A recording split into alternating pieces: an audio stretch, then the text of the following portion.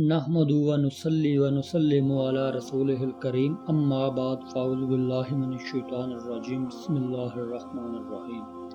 अस्सलामु अलैकुम नाज़रीन व सामीन, मेरा नाम गुलफ़ाम अकरम है और आप इस वक्त पाक तहरीर यूट्यूब चैनल देखो सुन रहे हैं। उम्मीद करता हूँ कि आप खैरियत से होंगे।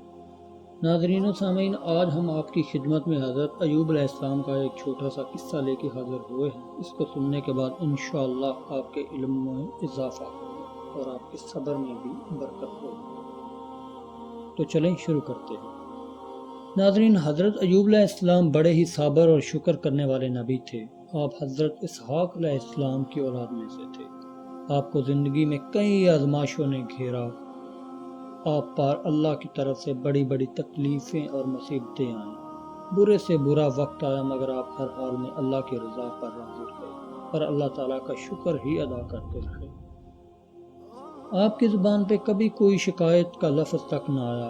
आप इस इम्तिहान में आज़माइश में कामयाब हुए तो अल्लाह ताला ने आपको सेहत भी दी और माल और दौलत भी दिया। अल्लाह ताला ने कुरान मजीद में आपके सब्र और शुक्र की बड़ी तारीफ़ की है। यही वजह है कि अब दुनिया में सब्र अय्यूब को एक मुहावरे के तौर पर भी बोला जाता है।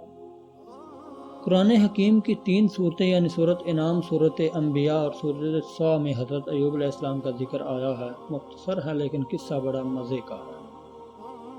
सामईन, एक ज़माना था जब हज़रत अय्यूब अलैहिस्सलाम बड़े माल और दौलत के मालिक थे। बड़ी खुशी और मसरत से इनकी ज़िंदगी बसर हो रही थी।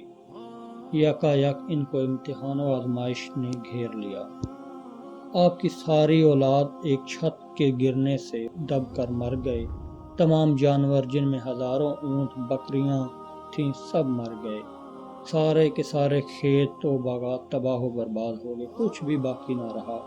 इन चीज़ों के हलाकत के बारे में आपको खबर दी जाती तो आप अल्लाह ताला का शुक्र बजा लाते और फरमाते कि मेरा क्या है, जिसका था उसने ले लिया, जब तक इसने लिया उसका मेरे पास रखा, इसका शुक्र अदा नहीं हो सकता।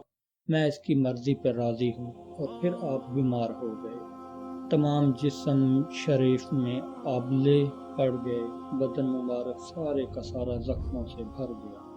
सब अजीज रिश्तेदार और दोस्त छोड़ छाड़ के चले गए। सिर्फ एक बीवी थी जो इनकी इस मुसीबत में तीमारदारी और खिदमत करती थी। अगरचे आप बड़ी तकलीफ में थे, लेकिन ज़ुबान पे कभी शिकवा या शिकायत का लफ्ज़ तक नहीं आया। उन्होंने कभी ये भी ना कहा कि ऐ अल्लाह, तूने मुझे किस मुसीबत में डाल दिया है। कहा तो सिर्फ ये कहा, खुदाया मुझको मुसीबत ने घेर लिया है और तू सबसे बड़ा मेहरबान है। तो अल्लाह पाक फरमाते हैं, तो हमने इसकी दुआ सुन ली और वो तकलीफ़ दूर कर दी जो इसकी तरफ भेजी थी, और हमने इसे और इसके घर वालों को और इसके साथ वालों को अपनी तरफ से रहमत अता की। आखिर अल्लाह ने इनको सब्र का फल दिया। इनका जो मालो दौलत बर्बाद हो गया था वो वापस मिल गया। जितने अहल व अयाल हलाक हो गए थे, अल्लाह ने उनसे ज़्यादा इनको औलाद दी। सेहत व तंदुरुस्ती हासिल करने के लिए चश्मा तक जारी कर दिया।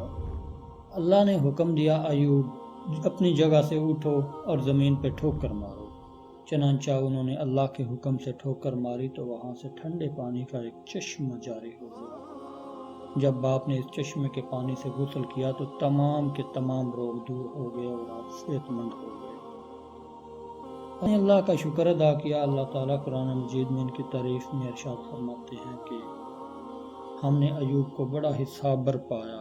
वो बहुत ही अच्छा बंदा था और हमारी तरफ रजू होने वाला था। इस मुसीबत के वक्त किसी ने हज़रत अय्यूब का साथ ना दिया। सिर्फ आपकी एक बीवी थी जो आपकी खिदमत करती थी और इनके दुख दर्द में शरीक थी। आखिर वो भी एक इंसान थी, नबी जैसा सब्र उनमें ना था।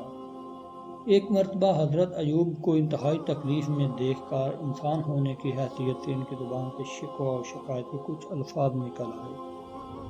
हज़रत अय्यूब अलैहिस्सलाम इस मामूली सी शिकायत का इजहार को भी बर्दाश्त न कर सके और कसम खाई कि जब वो तंदुरुस्त हो जाएंगे तो इस गलती की इसको 100 छड़ियाँ मार कर सज़ा देंगे।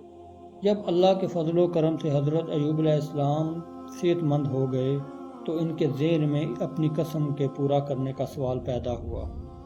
एक तरफ कसम का मसला था जिसे पूरा करना था और दूसरी तरफ वो सोच रहे थे کہ ایسی وفادار بیوی کو 100 چھڑیاں کیسے ماروں جس نے انتہائی مصیبت میں میرا ساتھ دیا اور میری خدمت کی۔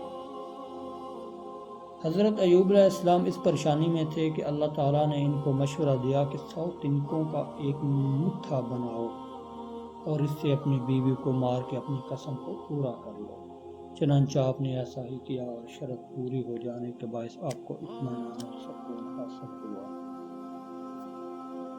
ناظرین و سامعین، یہ ایک چھوٹا سا قصہ تھا جو حضرت ایوب علیہ السلام کا تھا کہ کس طرح انہوں کو مصیبتیں آئیں ان پر، ان کے یہاں تک کہ ان کا مال و جان سب کا سب برباد ہو گیا، اور اس صبر کے بدلے میں آپ کے لیے معجزے تک ہو گئے۔ اللہ تعالیٰ نے آپ کے لیے چشمے تک جاری کر دیے۔